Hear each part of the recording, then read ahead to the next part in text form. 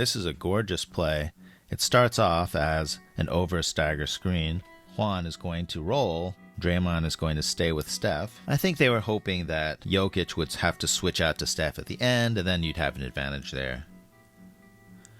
Steph passes out. Draymond sees that there's a slight advantage here, that Juan can post up a smaller man. So there he is. There's the post up.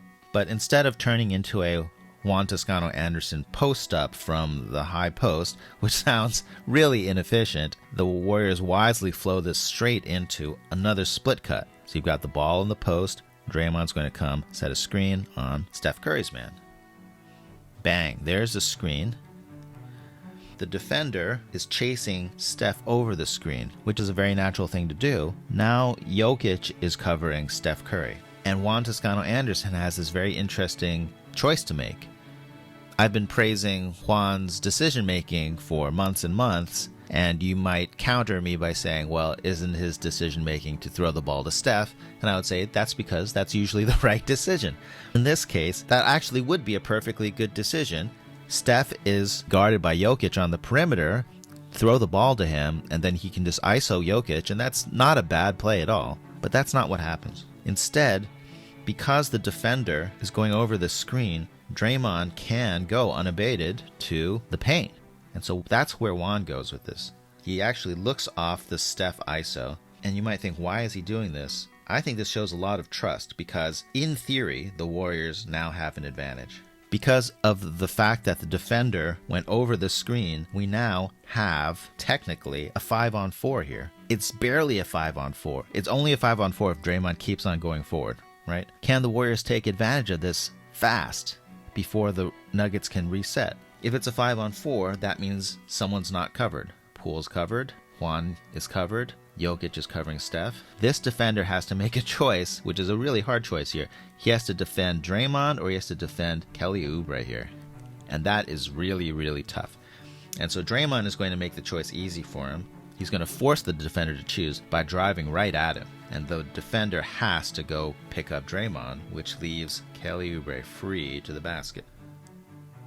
And that is the stylish finish with a beautiful lob with a little spin on it for extra hand pleasure. This play has a weird beginning. We have Poole setting a screen for Steph, but it's on Campazzo, who, as much as I admire a lot of his game, he does persistently end up in these sketchy situations. Campazzo, this part is okay. He's trying to fight around this screen. That's healthy and normal. But then he gets his legs entangled with Poole, and here, he gets his leg on the inside of Poole's leg, and then he gives him a shove with his arm here. And that sends Poole to the floor. That looked like a proper fall. You can see from Campazzo's body language, he's like, come on, man, that is a flop. Give me a break. I would know. I'm the king of the floppers in Europe. Well, either Poole really is hurt or he really is sticking to the bit. The play continues.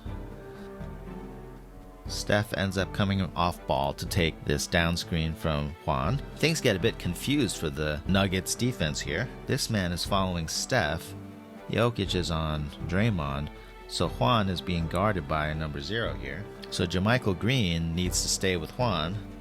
But Steph Curry is really interesting. And you can see that instead, this guy's following Steph. Green hops out to meet Steph. I guess he had no faith that his man was going to navigate that screen. And that leaves our guy Juan completely open at the wing, which is, I think, an okay thing to give up as a defense. Do you want Steph Curry coming off a screen, getting a dribble handoff, or do you want Juan Toscano-Anderson firing up a 3? So they go for option number 2, and option number 2 swishes the 3-pointer.